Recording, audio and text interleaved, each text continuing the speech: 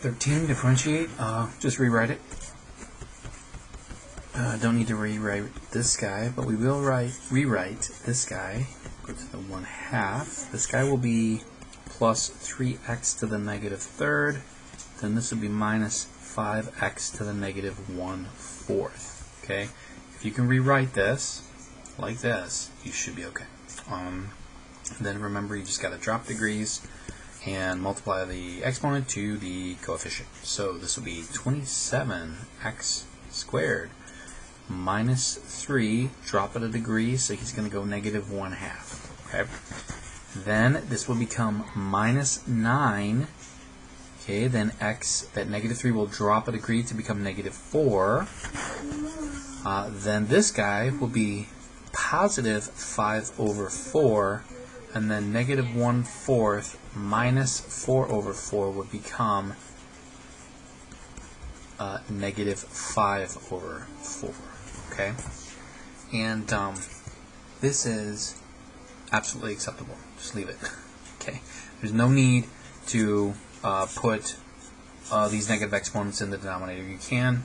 I guess it looks a little fancier, but all in all, who really cares? Okay, differentiate this guy. Let's see, f of x. Okay, equal, this is going to be 12 pi to the third. Just kidding, that's 0 minus 0. Okay, because that is a number, it's not a variable, so therefore it's a constant, so therefore it's just going to be 0. So if we were to actually graph this guy, like on Desmos, graphing calculator, he would literally just be like a flat line. Okay, he would be like a flat line way up there. And so the slope would be. Okay, now this is definitely, wait a minute, is there differentiate? I see that maybe x minus 3 can actually go into this. We might be able to actually factor this.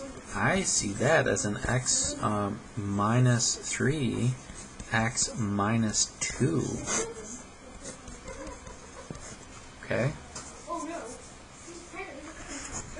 That's cool. Right there, those cancel out. So y equals x minus 2, so it looks like if I were to take the derivative, it would just be 1. Okay? Very cool. Now, we just know that x cannot equal 3. This right here, a quadratic divided by a linear function, would give you a linear function. And so really what you've got is you would have a line at x minus 2 with a slope of 1, but if you got to positive 3, somewhere over here, 1, 2, somewhere over here, you would just have a hole. Okay, but it doesn't mean that just x. It's 1, but just not everywhere. You'd have a hole there at positive 3. Okay, so that is that all of it? Oh no, we got the factoration. All right, we got a little table here. 3 different locations for x. We got 2 different functions. We've got their outputs, and then we have the derivatives at those locations. Cool. So it looks like we've got these 2 functions being multiplied to each other. So looks like h of x equals these 2 functions listed here. They want to know what is h prime of 3. So what we've got to do is we have to find h prime. Now, h is defined in terms of these 2 functions, and that's what we have. So we're going to go ahead and do the product rule. And since this guy's f and that guy's g, we can literally just say f prime g plus f g prime. Okay? So if you want to know what is, we're plugging a 3 into all 4 of these different guys, and that is all here. Okay, so let's just put these in the right order. Okay, so it would look like this if we wanted to write this out carefully. In fact, we're going to go 3. Okay. Okay, that's really what we're doing there. Okay, f prime of 3, which is 2 pi. G of 3, g of 3 is negative 4, plus f of 3 is 3, and then g prime of 3 is 5. So it looks like we have negative 8 pi plus 15. Alright, and you can just leave it like that. There's no problem with that. And that's good. Okay, now k of x is defined as the quotient of these two, and it looks like we're plugging in a 1 into the prime. So let's find the derivative of this guy. So k prime of x, and we're just going to carefully substitute the rule that we know, f. And since we already did it like this, I'm going to go ahead and actually plug in the 1 here. And then we know it's g of 1 minus f of 1 times g prime of 1 all over. What we do is we take the g function of 1 and then square it. Okay, not the derivative, but the actual original function. So it looks like we're going to be using this row. We just got to put them in the right spots carefully, and that's it. So f prime of 1 is 1/2. 1/2 times g of 1 is 3. Okay, I got a timeout. Am I going half? Okay. Minus f of 1, which is 8. And then in g prime of 1, it's negative 3. Okay. And then g prime of 1, so it's 3, so that's going to be over 9. Okay. All right. So what does that give us? It gives us 3.5 plus 24 over 9. And so what is that? Okay, so 3 over 2 plus 48 over 2 is 51 over 2. So 51 over 2 over 9 is 51 over 18. And 3 will go into both of those. 17 and 6. Okay. So 51 is actually divisible by 3. If you would have left this, I wouldn't have worried about it.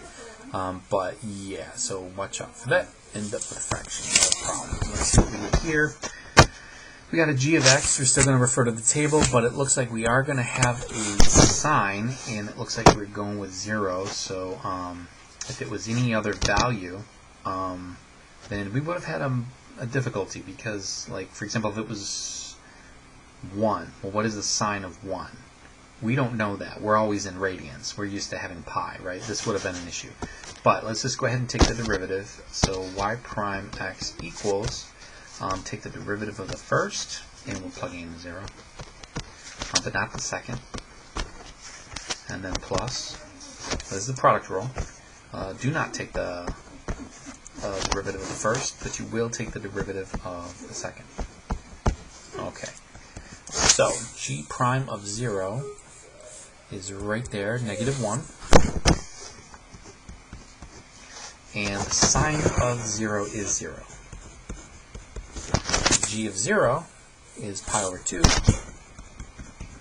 And the cosine of 0 is actually 1. So it looks like my result is pi over 2. Okay, and let me just verify that. We good? Yep. Alright. So now we go back to the quotient rule. And we're going to plug in 0. That 0 can go into tangent. That's not an issue. We know what the 0 of tangent is. Sine 0 would be 0. So let's go ahead and find the derivative here. Okay.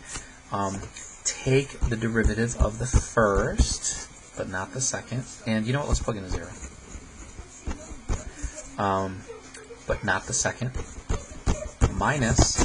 Do not take the derivative of the first, but do take the derivative of the second.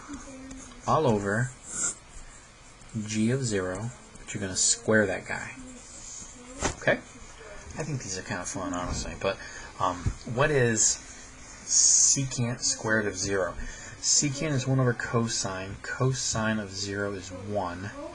And we square that, so 1 squared is 1. But 1 times this guy, what is g of 0? Well, let me write this down. I don't want to put too much in my brain. Pi over 2. 0 into g is pi pi over 2. Okay. Then minus the tangent of 0, again, is 0, times the g prime of 0 is negative 1. Okay. And then we said that is negative 1. Am I doing this right? G prime g of 0 is pi over 2. Pi over 2 squared. Okay. So I'm getting a pi over 2 over pi over 2 squared.